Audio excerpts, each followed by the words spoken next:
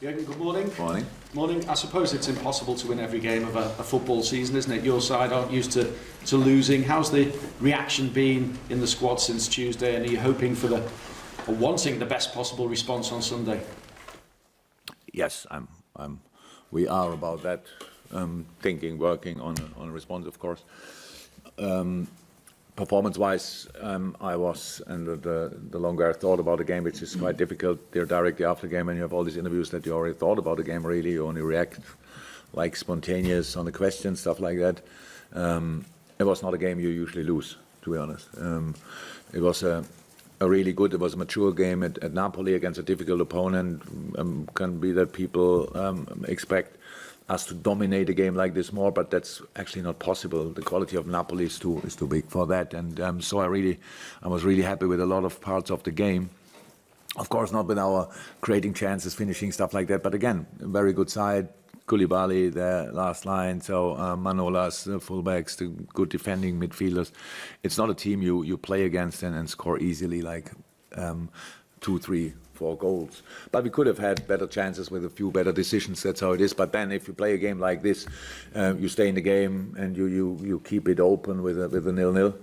We did that until the penalty happened, and the second goal we don't really have to talk about. So, but then you lose a game. That's how it happens. It's in the small details, and we accept that. It was not that we felt, oh my God, how could that happen or whatever. So it's just important that we are in a good shape, and we have to keep that going. That's about. It's not about now coming from a -20 point to try to get to a +50 point. It's really we're in a good moment, and we should keep that. And so, but still, result-wise, and even performance-wise, in parts, we wanna show it.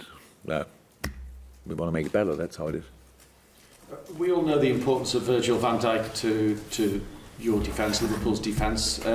Manchester City have already lost Laporte and seem to have suffered. Do you worry that Virgil van Dijk is so important, and what would happen if he picked up an injury? It's not something that keeps you awake at night, is it? Not yet. So, but that's the reason why we have 4 centre-halves. So that's how it is. It's not, how we said it now a couple of times, it's not easy for the in the moment number 4, if you want, not playing, sometimes not involved in the squad, stuff like that. But in a moment when if something happens, and like it was last year, then it happens not only one thing happens, and a couple of things happen, and then you end up with 1 centre-half and a defensive midfielder, and what we did against Bayern. We had to play against Bayern, the home game, I think, with Fabinho and Virgil as centre-halves, if I'm right. And so that can happen. And of course, unlucky, but you cannot think before you have an injury about injury. So it's like how we all said, we all need luck to be really successful in these injury-wise, first and foremost. And so, yeah, I can imagine that something like that is not easy, but the other guys, I've said it a lot of times. From my point of view, we have 4 world-class centre-halves, so they can play together in each partnership, and hopefully that will be enough for a season. To be honest. So much is made in today's game about playing out from the back as well. We've seen Adrian receive maybe a lot more balls from his defenders in the last couple of games. Is there a better trust now between him and the back 4 over the last couple of matches since what happened at Southampton, really? Yeah, but that's normal. So the Southampton thing was exceptional, of course, but I said human beings make mistakes, wrong decisions. That happens constantly on a football pitch. It's then quite obvious. But of course, I don't know how long he was in when we played Southampton. Maybe 2-3 weeks max, not longer. And now it's, of course, we have had a couple of sessions, or rather a lot of sessions, where we could work on that. And of course, they know each other much better. Hopefully, it stays like this. That because now it's they start having a real connection. But that couldn't have been the case in the first few games. There was no chance for that. We just had to take what we got.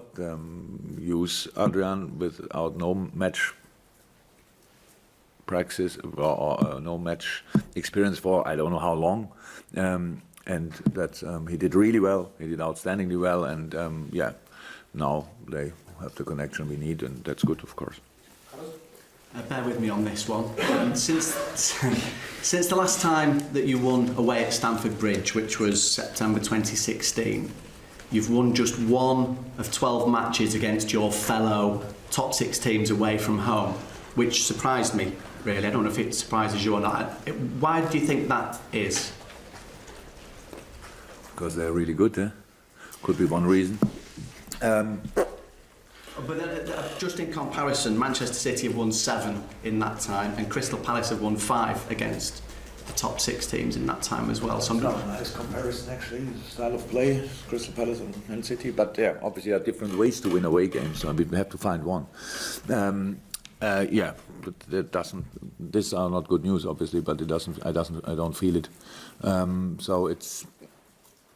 Give it a try. I think a lot of people said it already. The longer things like this happen, the more likely it is that it will change it. So we go there, of course, to get a result. We cannot go to Chelsea and want to have a guarantee that you win the game. They are just too strong for that. But I think we had.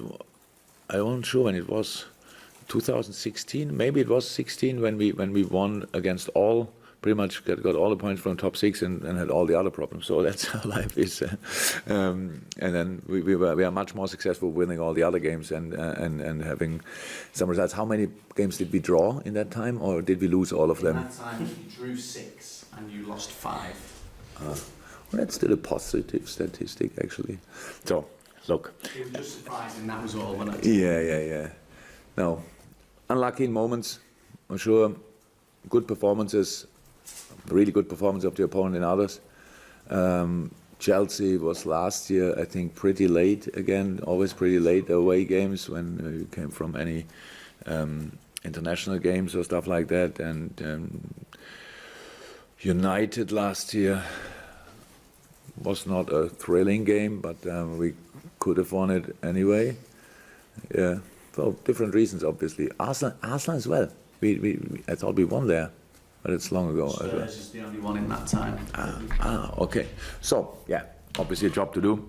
But I thought we prepared a game besides that statistic. So, and we really focus on that game and not about the results we had until. But it's all about the quality and the performance. What can I say? It's nothing. It's not written in the stars that we are not allowed to win away against Chelsea. But it's obviously difficult, and we still should try it. I know I need to get out more in terms of that as well. Injury-wise, then, how is it looking? Is it same as? Have you got any good news for us in terms of the players coming back? So Naby Keita will be back in training at least. So then first, the team or... yeah, with the team. Today, then first time with the team. Ali is making big progress, but still away from a proper session yesterday with John Achterberg. Not in team training yet, and we have to see day by day. So that's how it was from the first day. How can he deal with the pain and stuff like that? So we will see. But I don't know exactly. It's pretty early today. I don't know exactly what the medical department tells me about that case. So you've not ruled Divock out as such yet? I think it's unlikely, but I don't. Why should I rule him out? No, well, it's unlikely. Thank you. Jürgen, at the start of the season, I know you come up against Chelsea in the Super Cup, but you spoke about how you were looking forward to coming up against new managers. How do you think Frank has done, or what's your assessment of him in these 6 weeks of the season so far? Well, really well. So, but it's difficult to say a lot about. I don't think it's my job to talk about other managers really. But what I can say, they play exciting football. They do. I didn't see yet. We have analyzed the meeting, by the way, after this meeting, and so I have to look back the Champions League game, what they played. But they play the last 2 games a different system to the first few games, so they changed the system in a very busy period of the year, so that's interesting. Of course, he has the players for it. How's that? Really exciting football team, young, but good. really good, and and for me it's not a surprise. Frank did last year. I said it before, and probably people think I only say that because I'm polite. If I would be polite, then I don't speak actually about another manager. But it's not polite; it's the truth. He did an outstanding job at Derby. And so I'm not surprised that he's doing a really, really good job at Chelsea as well. So, but it's a difficult league, and we have to prove our quality pretty much in a 3-day rhythm. And so sometimes it works out and sometimes not. We know that as well. But I can see that the results maybe people were not so happy with were because of him. So that's because of the opponent, because of how the match goes and stuff like that. I really think he's a really, really good manager. Yeah, again, disappointing result in midweek, but another excellent performance from Fabinho.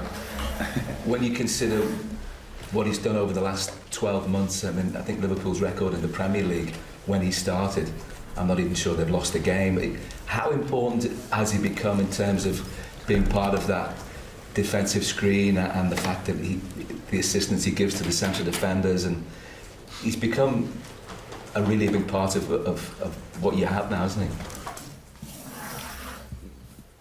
That's not a surprise as well. So we that's why we signed him. He plays like he played actually at Monaco, and but he needed time to adapt to the different rhythm and a different tempo in the league. That's it. But in the moment when that happened, when he got used to that, since then he can play like he plays because of his quality. So, and a very smart footballer, very smart, and of course really skilled in all defensive things. That these individual defensive things are really difficult to learn. So it's like if you have a sensational right foot or a sensational left foot for a specific shot, or if you have this skill in 1-1 situations, that's a skill, and he used that pretty well. So, but this alone would not make him the player he is. So it's about his game intelligence is really good, and that helps all of us. But playing, even Fabinho playing in the midfield with having two players around him who are not really involved in defending, you look like. You look completely different as a player. So it's all about why are our defensive players, why we talk so often about our defensive players, how good they are and stuff like this. It's because the team defends in a specific manner, and that's really important. And if you are not alone, if you have smart boys and good boys around you, it makes life always easier, and in football especially. So yes, very important part of the team, of course, but thank God he doesn't have to play alone. You've touched on Chelsea a wee bit already. All matches in the Premier League are difficult. Does this represent your biggest challenge so far? I know Chelsea have had their ups and downs, but they look to be a very potent force at the best, and Tammy Abraham has had an outstanding start to the season, and they've got this sort of nucleus of young players. Very exciting team. Absolutely. And Hudson-Odoi didn't really start the season so far. So, so they had obviously a couple of problems, but I really think they sorted it well. But now they lost the Champions League game 2 in the week, which I don't think they expected that to happen. But it's Champions League and it can happen. And so they will make their experiences. It's a really exciting team. What I said, it reminds me a little bit of my team at Dortmund years back when they were really young, even younger than this team now at Chelsea. But and people are always talking about how young they are, but they only played because they were that good. They didn't play because they were that young. And if you see that they brought in Christian Pulisic in the summer. I'm not sure 100% about the money, 50, 60 million, something like that. And all the players around him have the same value. Tammy Abraham is now a 60 million player. Mason Mount for sure 60 million, if not more. Hudson-Odoi was before that already. I don't know what people said exactly, but that's we have Jorginho, not that young, but not that long in the league. You have Kanté, who looks like he could play for the next 20 years. So it's so maybe he's 18 or whatever physically, but it's unbelievable. So they have these Kovacic, Barkley, all this stuff. Then the experienced guys around them, Pedro Billion, Giroud from the bench, Batshuayi. So if there's one club, I would say in the world, who a transfer ban didn't hit that bad, it was probably Chelsea because of the transfer policy they did in the last few years with all these players on loan out there and these high quality players. And Tammy Abraham scored last year 20-something goals. Not sure. The year before he was already pretty successful already, so it's not that he learned where the goal is at Chelsea. So he found it in different places already. So that's just a good team, and all my respect. It's really, they are a proper contender for pretty much everything. But yeah, not now we play them on Sunday, and anyway we want to get there. Something, it's the plan. Jürgen, one clean sheet in 8 games is considerably different to the start of last season, but you're arguably in a better position in the league. I'm just wondering, should we read anything into that in terms of the way you're approaching games this season compared to last season? Nope. No, there's no difference really. We didn't focus more on offensive things and forgot the defensive things. It's about the goals happened completely strange. So there would have been a second clean sheet at Southampton if you don't concede that goal. There could have been different clean sheets in other games. So yeah, of course, it's not exactly what we want to, but we don't collect clean sheets and think then we can string them up or whatever and show them everybody we want to win football games, and we are still early in the season. So that's how it is, and we have to improve and we have to develop, and that's what we want to do. But it's not because we have a different approach to last year. No. David, anything for you? Jürgen, obviously a player that you know well in the Chelsea side, and Christian Pulisic. Just how do you think he's going to get on in the Premier League? It's obviously been a quiet-ish start for him, but he's a big talent, isn't he? Unfortunately, good. He will be a proper player. He is, and will be big talent, dynamic, pretty good with both feet. Yeah, super exciting player. Absolutely, good signing, I have to say. Anything else? No? Okay, put it on the line. Trying to see if anyone else from the management community, from you, James. Good. Okay, fantastic.